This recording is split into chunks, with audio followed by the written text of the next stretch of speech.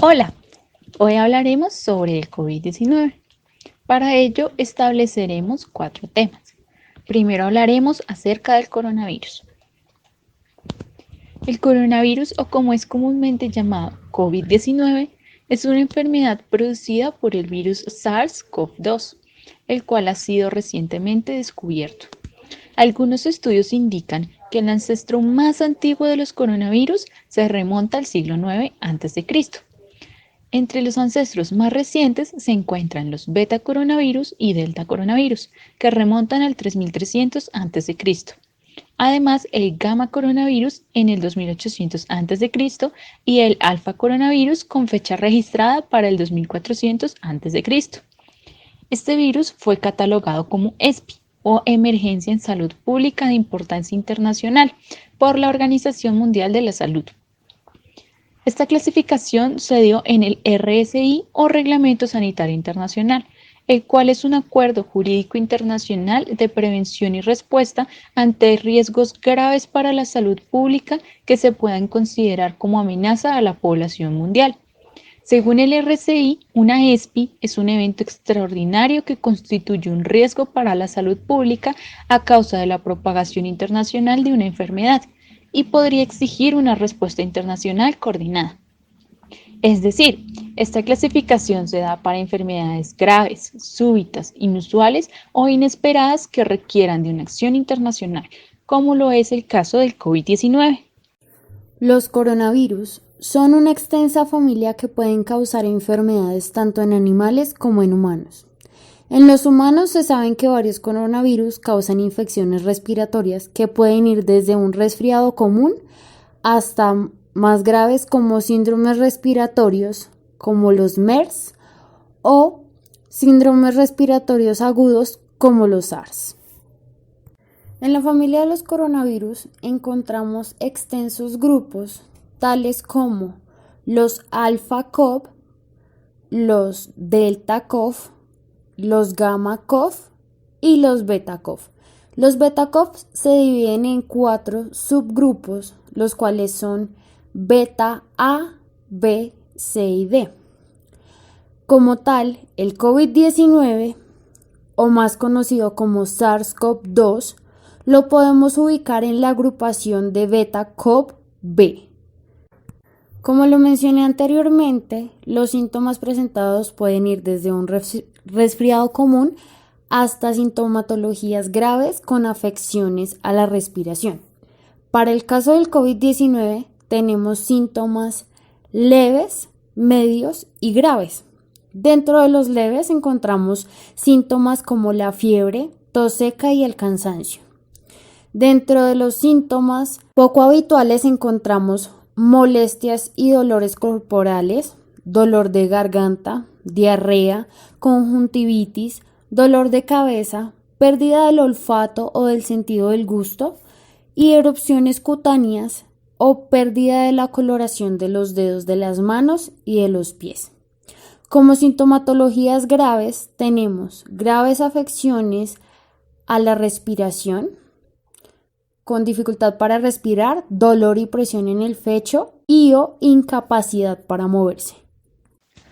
Ahora que hemos repasado la sintomatología del coronavirus, vamos a hablar un poco de lo que se debe hacer en caso de presentar dichos síntomas. Para ello, hemos dispuesto 5 pasos base a seguir.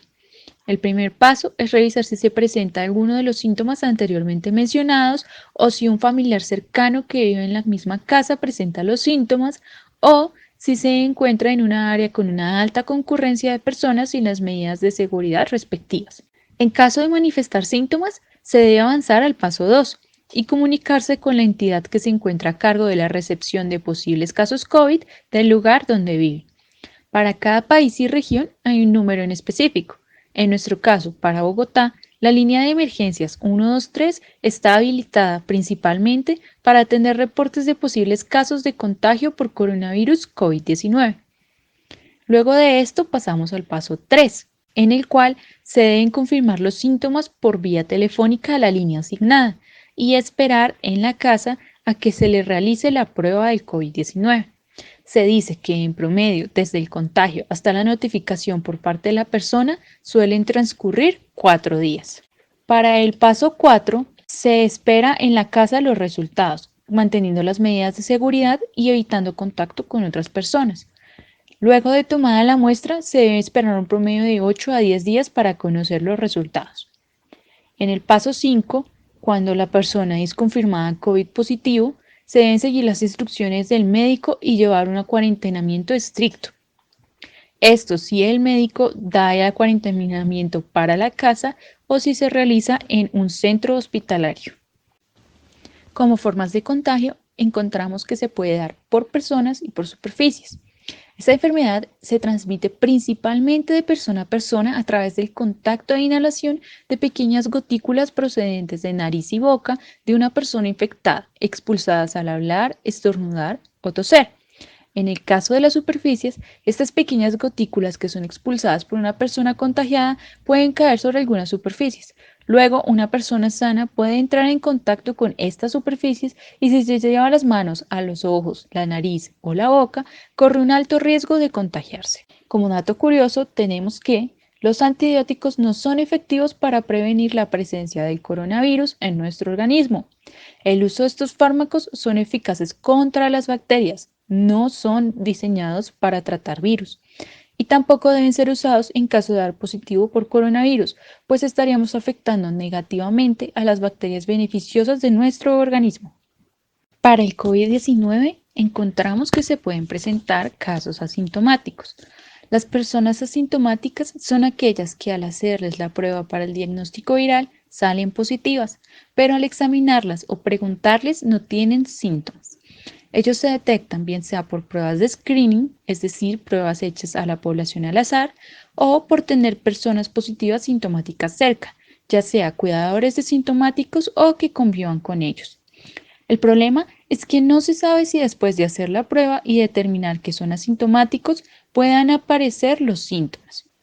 Se dice que el asintomatismo es similar al umbral de dolor, donde algunas personas son mucho más sensibles al dolor que otras. En el caso del COVID-19, esto puede ser por causas asociadas a la susceptibilidad genética, es decir, a las características propias de cada persona que se heredan y que dan la posibilidad de infectarse y de reaccionar ante el virus mucho o poco a pesar de no haber recibido la vacuna o el medicamento contra el virus. Protocolos de notificación para COVID-19. La instancia se debe valorar integralmente al paciente aplicando las medidas de precaución estándar, utilizando los elementos de protección de personal que incluyen máscara de alta eficiencia para el personal tratante, es decir, el personal médico. Segundo punto, tenemos aplicar las medidas de aislamiento al paciente, tanto aislamiento de contacto como por aislamiento por gotas de forma inmediata, ya sea que el triaje durante el primer contacto en urgencias o el proceso establecido por el prestador sobre las consultas programadas. Tercero, tenemos las personas deben permanecer con aislamiento respiratorio hasta que las empresas promotoras de salud, es decir, las EPS, administradoras de regímenes especiales y de excepción, medicina prepagada, la IPS fijas o de atención domiciliaria y la Secretaría de Salud departamental y distrital le tomen la muestra y continuarlo de acuerdo con las recomendaciones emitidas. Como cuarta instancia, notificar inmediatamente el caso en la ficha epidemiológica completamente diligenciada de acuerdo con los lineamientos del Instituto Nacional de Salud y lo descrito previamente en el documento. En quinta instancia, cuando el prestador que recibe inicialmente al paciente no tiene la capacidad para realizar la toma de la muestra para el diagnóstico etiológico, aislamiento y hospitalización del paciente, se debe realizar el proceso de referencia y contrarreferencia ante la EAPB o la entidad territorial de salud, según sea el caso, para definir el prestador de servicios de salud al que se debe remitir para continuar con el manejo, y hay que asegurarse de que esta persona continúe con su aislamiento correspondiente. Como sexta medida, el prestador que recibe el paciente remitido debe revalorar y solicitar la muestra de acuerdo con la guía del laboratorio de referencia del Instituto Nacional de Salud y las demás pruebas diagnósticas que el médico tratante considere necesarias para descartar otra etiología y para definir el tratamiento. En el séptimo punto, el prestador con capacidades para el diagnóstico y manejo del paciente debe tomar la muestra para confirmar o descartar COVID-19, para remitir la información inmediata al laboratorio de salud pública departamental o distrital junto con la ficha epidemiológica completamente diligenciada, quien a su vez remitirá al Laboratorio Nacional de Referencia del Instituto Nacional de Salud o a los laboratorios definidos para esta prueba por la Secretaría de Salud departamental o distrital, según sea el caso. Finalmente, se debe aplicar el tratamiento según el caso. Es importante resaltar que hasta el momento no existe tratamiento específico para ningún coronavirus. La Organización Panamericana de la Salud realizó una alerta epidemiológica estableciendo las complicaciones y secuelas por COVID-19.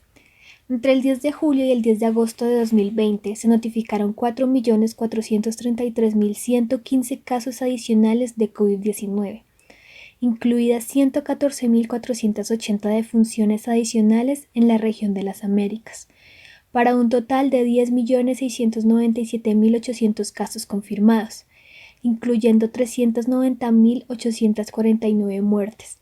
La mayor proporción de casos se reportaron en Estados Unidos con un 44% y Brasil con un 30%, y la mayor proporción de muertes fueron reportadas en Brasil con un 29%, Estados Unidos con un 26% y México con un 17%.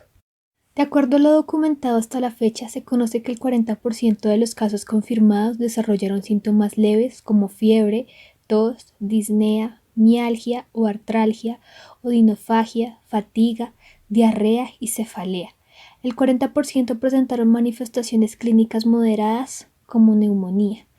15% desarrollaron manifestaciones clínicas graves como neumonía severa, que requirieron soporte de oxígeno, y el 5% desarrollaron un cuadro clínico crítico con una o más complicaciones, como insuficiencia respiratoria, síndrome de dificultad respiratoria, sepsis y choque séptico, tromboembolismo y alteraciones de la coagulación, falla multiorgánica que incluyen insuficiencia renal aguda, insuficiencia hepática, insuficiencia cardíaca, shock cardiogénico, miocarditis, accidente cerebrovascular, entre otros.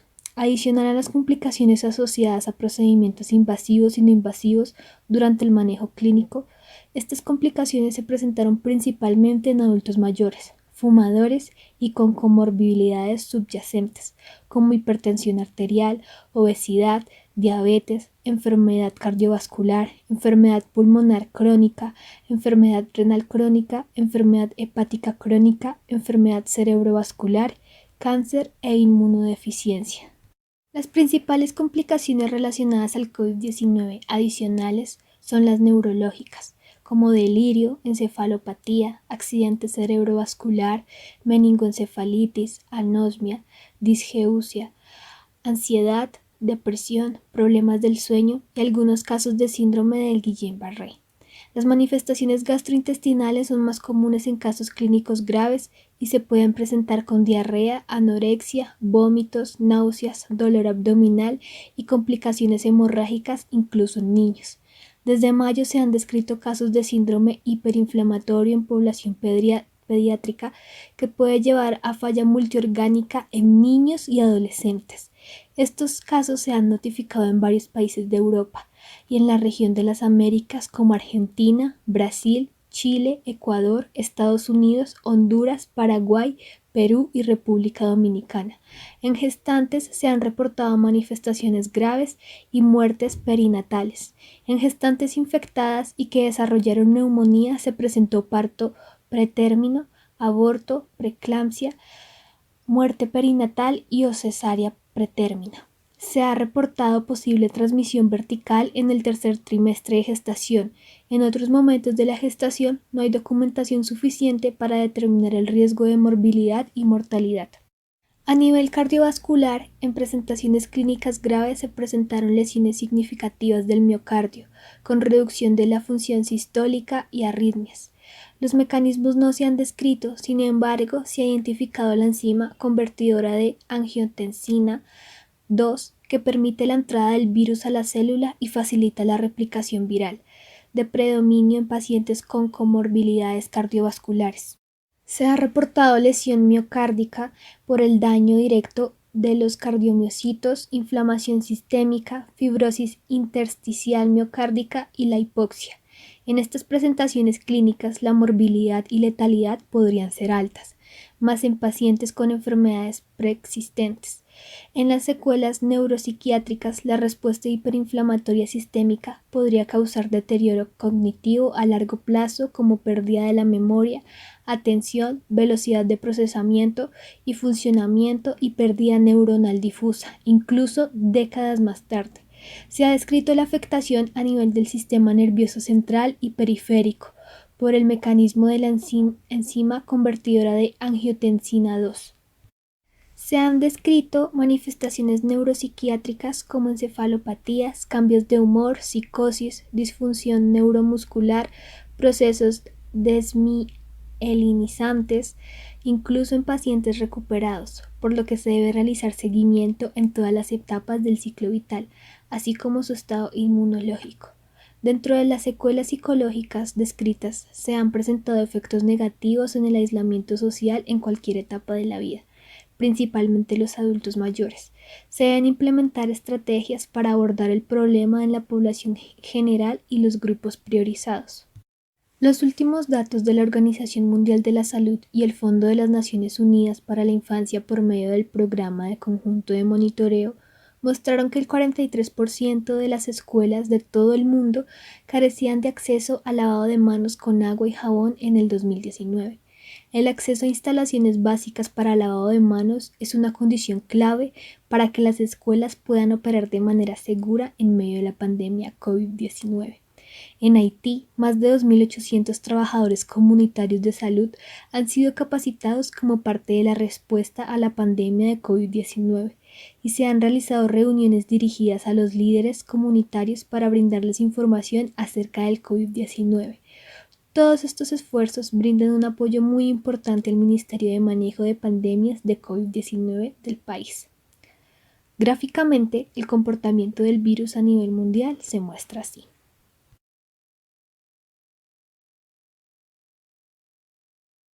Las variables que ponen en riesgo a las personas mayores son varias, entre ellas las condiciones de salud subyacentes tales como enfermedades cardiovasculares, enfermedades respiratorias y diabetes, las que hacen más difícil la recuperación una vez que se ha contraído el virus. Asimismo, con el envejecimiento se provoca un desgaste del organismo que le hace más difícil combatir nuevas infecciones, sobre todo a partir de los 75 años porque el sistema inmune está más debilitado que en edades tempranas. Pero no solo las condiciones de salud y el envejecimiento ponen en peligro a las personas mayores. La soledad como emoción y el aislamiento como condición estructural en la que viven muchas de ellas juegan un papel importante frente a su capacidad de responder a la enfermedad. La falta de respuesta de los sistemas de salud pueden ser un factor coayudante para empeorar la situación. La OMS y la OPS insisten en que hay que garantizar que las personas mayores sean protegidas de COVID-19 sin estar aisladas, estigmatizadas, dejadas en una situación de mayor vulnerabilidad o sin poder acceder a las disposiciones básicas y a la atención social. Este consejo cubre el tema de recibir visitantes, planificar suministros de medicamentos y alimentos, salir de forma segura en público y mantenerse conectado con otros a través de llamadas telefónicas u otros medios. Es esencial que las personas mayores reciban el apoyo de sus comunidades durante el brote de COVID-19. Como medidas de prevención, tenemos el lavado de manos, el cual debe ser frecuente, debe llevarse a cabo cada 2 o 3 horas, con jabón y posteriormente del secado de las manos, hacer una aplicación de alcohol para tener las manos en un estado antiséptico. A nivel social debemos mantener una distancia de 1 a 2 metros, ya que el virus se transmite a partir de gotículas, pero estas son de cierta manera pesadas, entonces si se tiene contacto cercano con una persona infectada, estas pueden llegar a contagiarnos. Para llevar un esquema mucho más fácil para la sistematización de estos datos, se requiere que las entidades territoriales de salud reúnan todos estos datos de personas contagiadas, de casos confirmados activos, de fallecimientos y de personas ya sanas, para que posteriormente esta información que se lleva a nivel semanal sea entregada al Instituto Nacional de Salud para complementar el suministro de la información que contiene el CIVIGILA al nivel nacional.